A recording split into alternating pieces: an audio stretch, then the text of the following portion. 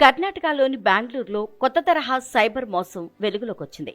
Smart phone గిఫ్ట్గా పంపించిన దుండగులు దాంట్లో సిమ్ వేయగానే స్కామ్ చేశారు.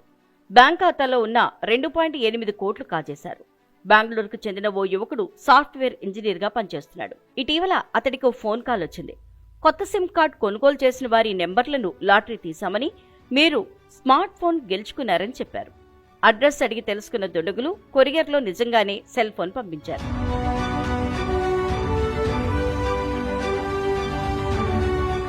కొత్త ఫోన్, అది కూడా ఫ్రీగా రావడంతో సంతోషించిన సాఫ్ట్వేర్ ఇంజనీర్ తన పాత ఫోన్లోని సిమ్ తీసి కొత్త ఫోన్లో వేసి వాడటం మొదలుపెట్టాడు.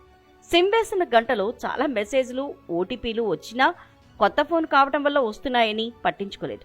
అయితే అప్పటికే ఆ ఫోన్ను తమ కంట్రోల్లోకి తీసుకున్న స్కామర్లు సదరు సాఫ్ట్వేర్ ఇంజనీర్ బ్యాంక్ ఖాతా వివరాలు తస్కరించి పాస్వర్డ్లను మార్చేశారు. ఆపై అతడి ఖాతాలో ఉన్న 2,80,00,000ని తమ ఖాతాలోకి బదిలీ చేసుకున్నారు.